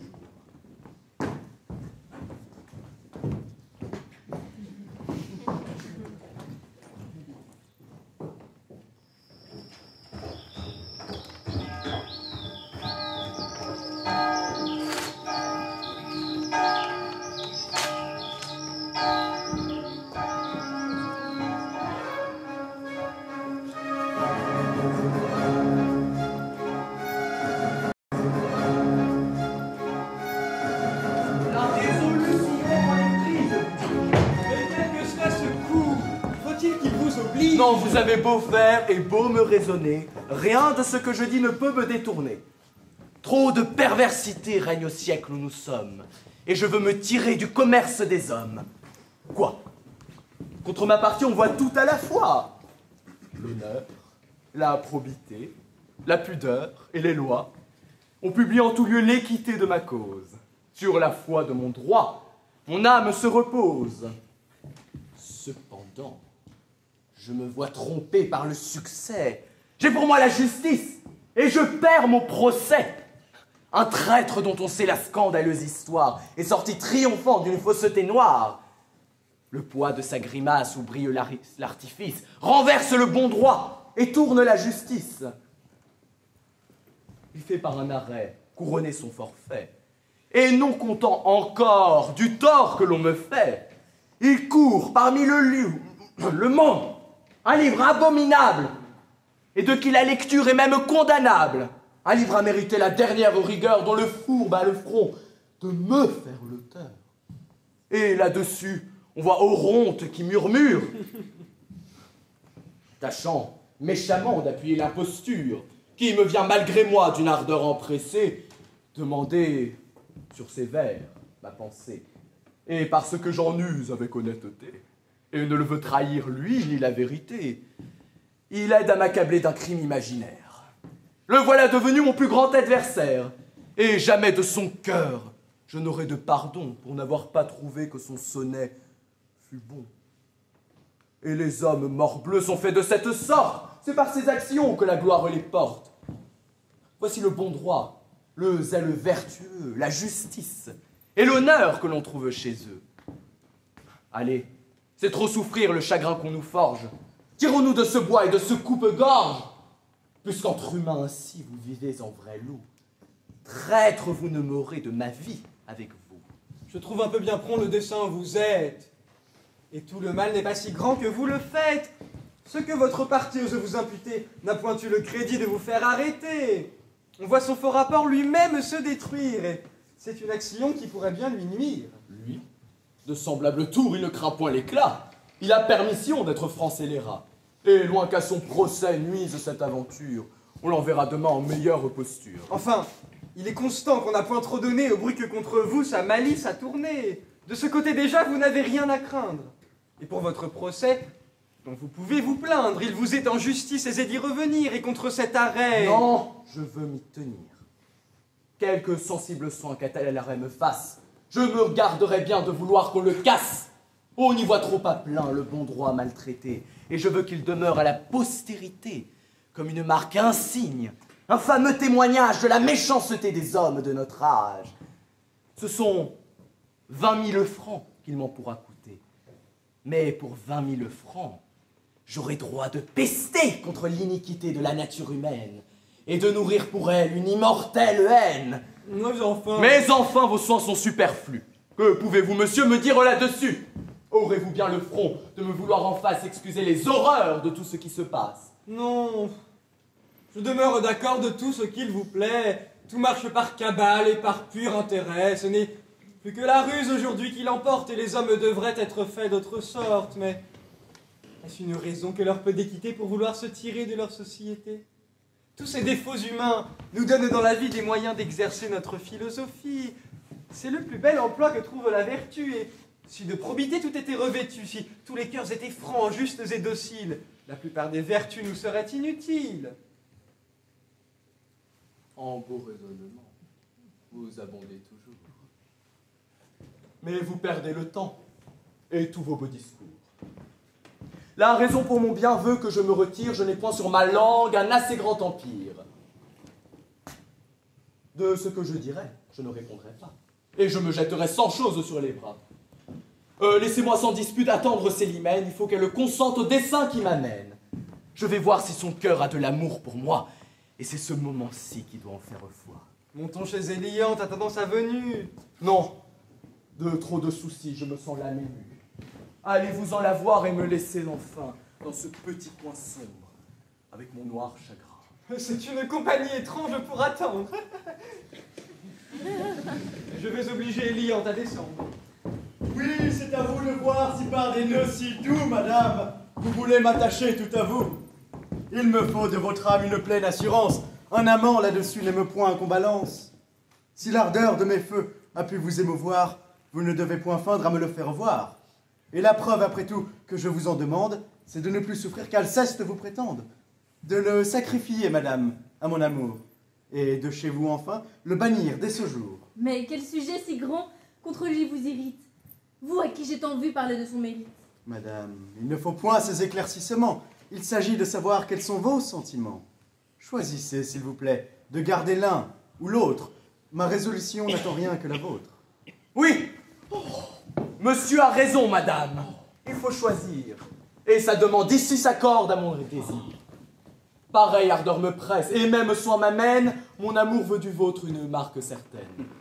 Les choses ne sont plus pour traîner en longueur, et voici le moment d'expliquer votre cœur. Je ne veux point, monsieur, d'une flamme importune, troubler aucunement votre bonne fortune. Je ne veux point, monsieur, jaloux ou non jaloux, partager de son cœur rien du tout avec vous. Si votre amour, au mien, lui semble préférable, si du moindre penchant elle est pour vous capable, je jure de n'y rien prétendre désormais. Je jure hautement de ne l'avoir jamais. Madame, c'est à vous de parler, sans contrainte. Madame, vous pouvez vous expliquer sans crainte. Vous n'avez qu'à nous dire où s'attachent vos vœux. Vous n'avez qu'à trancher et choisir de nous deux. Quoi? Sur un pareil choix, vous semblez être en peine. Quoi? Votre âme balance et paraît incertaine. Mon Dieu, que cette instance est là hors de saison, et que vous témoignez, tous deux, peu de raison. Je sais prendre parti sur cette préférence, et ce n'est pas mon cœur maintenant qui balance. Il n'est point suspendu sans doute entre vous deux, et rien n'est sitôt fait que le choix de nos vœux. Mais je souffre, à vrai dire, une gêne trop forte à prononcer en face un aveu de la sorte. Je trouve que ces mots, qui sont désobligeants, ne se doivent point dire en présence des gens, qu'un cœur de son penchant donne assez de lumière sans qu'on nous fasse aller jusqu'à rompre en visière, et qu'il suffit enfin que de plus doux témoins instruisent un amant du malheur de ses soins. Non, non, un franc aveu n'a rien que j'appréhende. J'y consens pour ma part. Et moi je le demande. C'est son éclat surtout qu'ici j'ose exiger. Et je ne prétends point vous voir rien ménager. Conservez tout le monde et votre grande étude, mais plus d'amusement et plus d'incertitude. Il faut vous expliquer nettement là-dessus. Ou bien pour un arrêt, je prends votre refus. Je saurai pour ma part expliquer ce silence et me tiendrai pour dit tout le mal que j'en pense. Je vous sais fort bon gré, monsieur de ce courroux, et lui dis ici, même chose que vous. Que vous me fatiguez avec un tel caprice? Ce que vous demandez a-t-il de la justice? Mais ne vous dis-je pas quel motif me retient? J'en vais prendre pour juge Éliante qui vient. Je me vois, ma cousine ici, persécutée par des gens dont l'humeur y paraît concertée. Ils veulent l'un et l'autre, avec même chaleur que je prononce entre eux le choix que fait mon cœur, et que par un arrêt qu'en face il me faut rendre, je défende à l'un d'eux tous les soins qu'il peut prendre. Dites-moi si jamais cela se fait ainsi. N'allez point là-dessus me consulter ici. Peut-être y pourriez-vous être mal adressé, et je suis pour les gens qui disent leurs pensées. Madame, c'est en vain que vous vous défendez. Tous vos détours ici seront mal secondés. Il faut parler et lâcher la balance. Il ne faut que poursuivre à garder le silence. Je ne veux qu'un seul mot pour finir nos débats. Et moi je vous entends si vous ne parlez pas.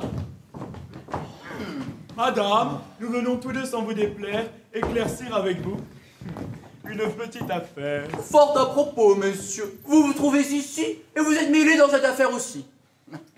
Madame, vous serez surprise de ma vue, mais ce sont ces messieurs qui causent ma venue. Tous deux, ils sont venus et se sont plaints à moi d'un trait à qui mon cœur ne saurait prêter foi. J'ai du fond de votre âme une trop haute estime pour vous croire jamais coupable d'un tel crime. Mes yeux ont démenti leurs témoins les plus forts, et l'amitié passant sur les petits discords, j'ai bien voulu, chez vous, leur faire compagnie pour vous voir vous laver de cette calomnie. Oui, madame. Voyons d'un esprit adouci comment vous vous prendrez à soutenir ceci. Cette lettre par vous est écrite à Clitandre. Vous avez pour Acaste écrit ce billet tendre. Messieurs, ces traits pour vous n'ont point d'obscurité, et je ne doute pas que sa civilité à connaître sa main n'ait trop su vous instruire. Mais ceci vaut assez la peine de le lire.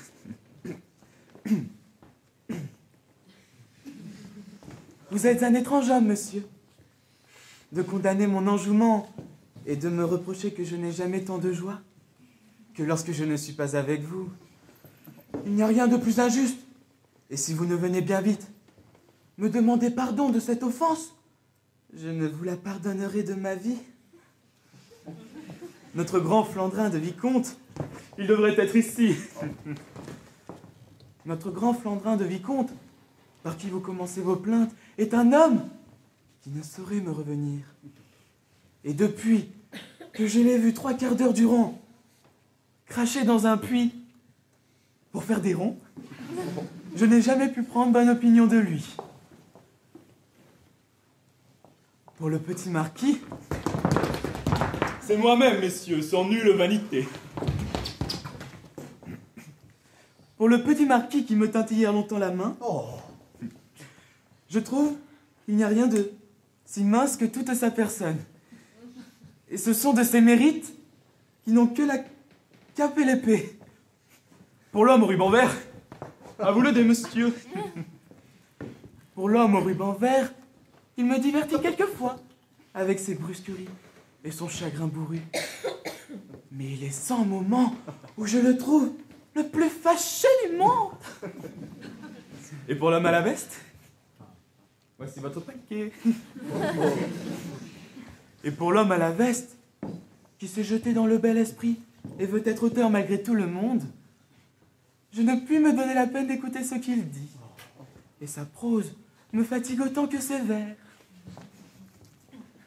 Mettez-vous donc en tête que je ne me divertis pas toujours si bien que vous pensez, que je vous trouve à dire plus que je ne voudrais dans toutes les parties où l'on m'entraîne, et que c'est un merveilleux assaisonnement au plaisir qu'on goûte que la présence des gens qu'on aime.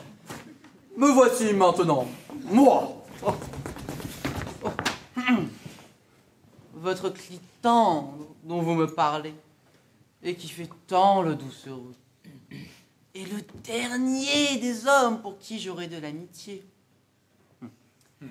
Il est extravagant de se persuader qu'on l'aime, et vous l'êtes de croire qu'on ne vous aime pas. Changez pour être raisonnable vos sentiments contre les siens, et voyez-moi le plus que vous pourrez pour m'aider à porter le chagrin d'en être obsédé.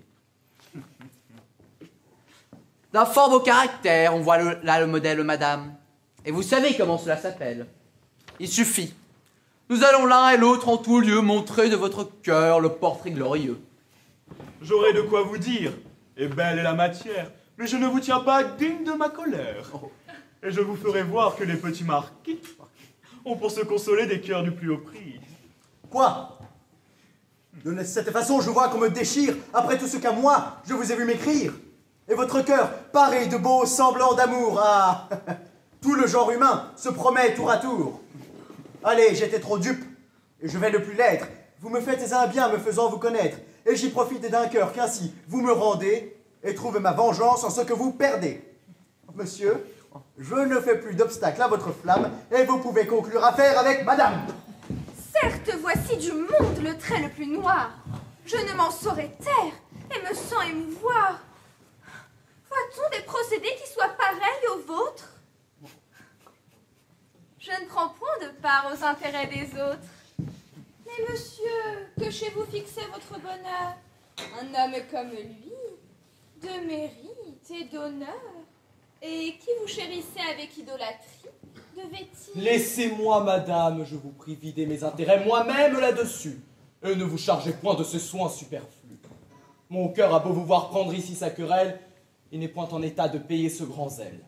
Et ce n'est pas à vous que je pourrais songer, si par un autre choix je cherche à me venger. Et croyez-vous, monsieur, que l'on ait cette pensée, et que de vous avoir on soit tant empressé? Je vous trouve l'esprit bien plein de vanité, si de cette créance il peut s'être flatté.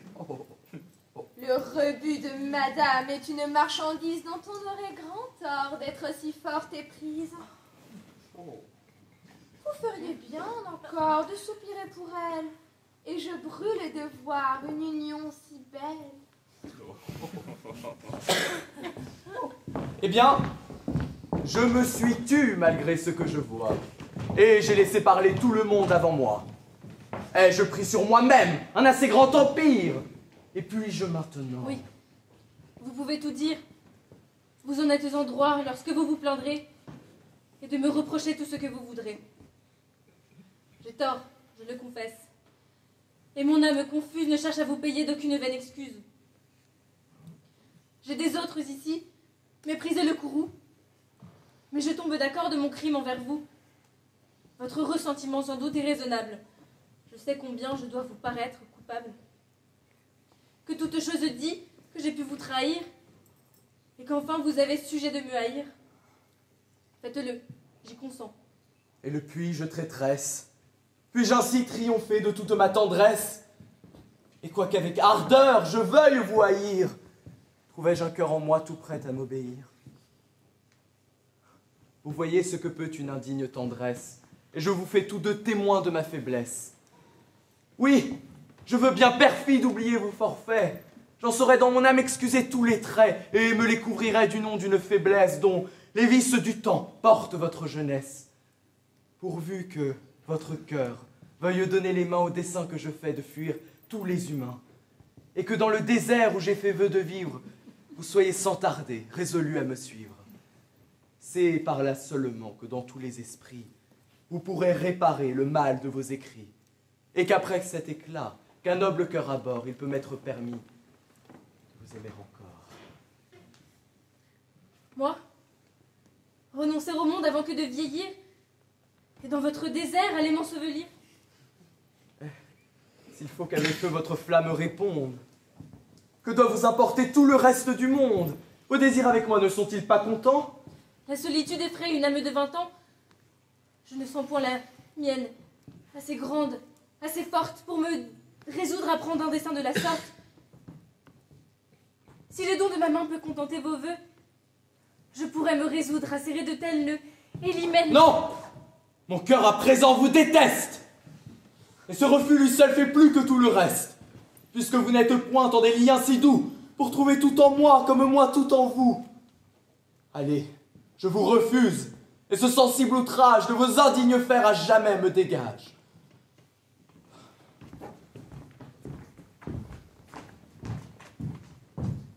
Madame, sans vertu orne votre beauté, et je n'ai vu qu'en vous de la sincérité. De vous, depuis longtemps, je fais un cas extrême. Mais laissez-moi toujours vous estimer de même. Et souffrez que mon cœur, dans ces troubles divers, ne se présente point à l'honneur de vos fers. Je m'en sens trop indigne et commence à connaître que le ciel, pour ce nœud, ne m'avait point fait naître. Que ce serait pour vous un hommage trop bas, que le rebut d'un cœur qui ne vous valait pas. Et qu'enfin... Vous pouvez suivre cette pensée. Ma main de se donner n'est pas embarrassée. voilà votre amie, sans trop m'inquiéter. Si je l'en priais, la pourrait accepter. Ah! Cet honneur, madame, est tout mon envie, et je sacrifierai mon sang et ma vie. Puissiez-vous l'un pour l'autre pour goûter de vrais contentements, à jamais. L'un pour l'autre, garder ses sentiments. Trahi de toutes parts, accablé d'injustice, je vais sortir d'un gouffre où triomphent les vices et chercher sur la terre un endroit écarté où d'être homme d'honneur, on a la liberté. Allons, madame. Allons employer toute chose pour rompre le dessein que son cœur se propose.